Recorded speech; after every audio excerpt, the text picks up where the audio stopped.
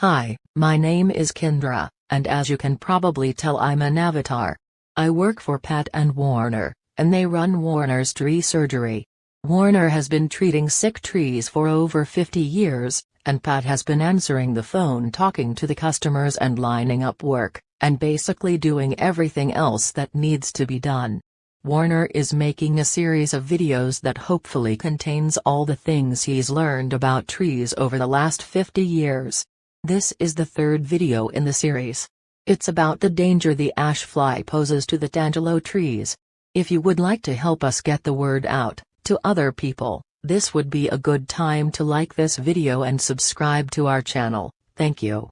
Tangelo trees have the same problems as other citrus trees. They have problems with insects, with being overpruned, with being watered incorrectly, and if they're in a lawn they can be killed by someone using a weed whacker.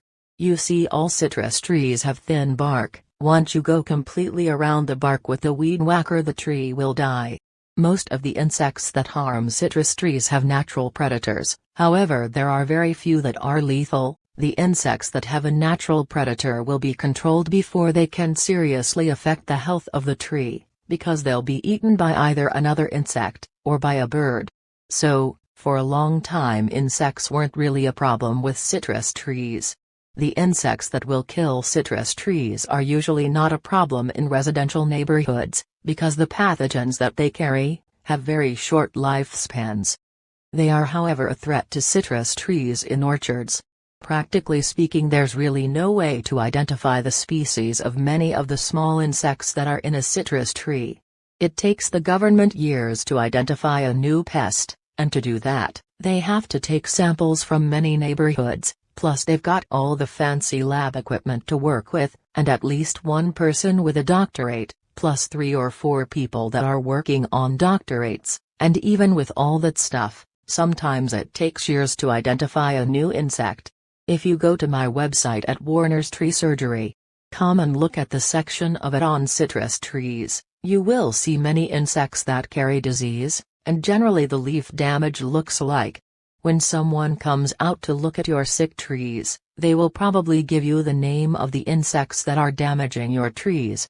However, in most cases they're just telling you something that makes them sound like they know what they're talking about.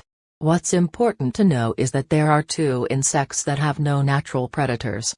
They both harm citrus trees in the same way, and if you know what you're looking for, they're easy to identify.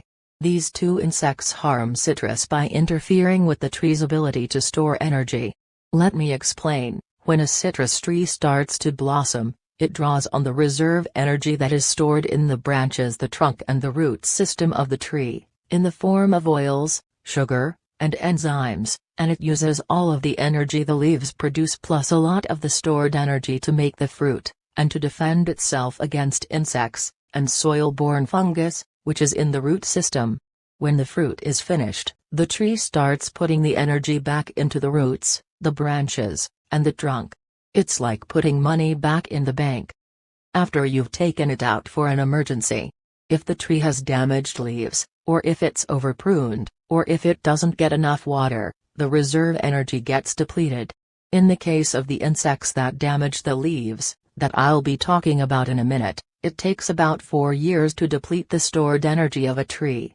So, the 2 insects that have no natural predators are just as bad, as are the few insects that are known to be lethal to citrus trees, and at any rate, most of those insects take about 10 years to kill a tree. However, the ash whitefly and the Asian citrus leaf miner can deplete a tree's reserve energy in about 4 years. When that happens, the tree is unable to defend itself against excessive heat, lack of water, overpruning, or the fungus, and the virus, that the ash fly carriers. You can tell when this happens because the leaves will start to die on parts of the tree, and they'll be white instead of green. What to do? Well, you must control the insects, and you do that by spraying the citrus trees with organicide 3 and 1. You spray the trees 3 times a year.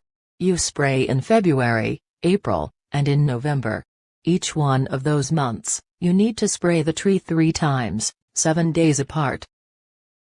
Using a shape-in sprayer that you can get from Amazon, for about $30, It attaches to a hose. You put the Organicide 3-in-1 into the Chapin sprayer, and you spray the tree. It should only take a few minutes. You don't need to go crazy on it. If you spray it and 5 minutes later it rains, you're alright, you don't need to respray. After you've sprayed the tree, you need to fill the sprayer up with water and spray it all out. Then you need to take it inside and wash it out with warm soapy water. If you don't, you will ruin the sprayer with one spraying. It took me 2 years of spraying to get my citrus trees back to where they should be, and I haven't had to spray them since, and that's been about 6 years ago. The way you can tell that the spraying is working is that in the spring, the leaves that the tree puts out will be larger and more healthy looking. Well, that's about it for this video. In the next video I'll cover pruning and watering your citrus trees. I hope this helps you with your citrus trees. Please subscribe to this channel and hit like, and if you live within 30 miles of Mesa, Arizona and you want Warner to come out and look at your trees, just give us a call. The number is 480-969-8808. Thanks and goodbye.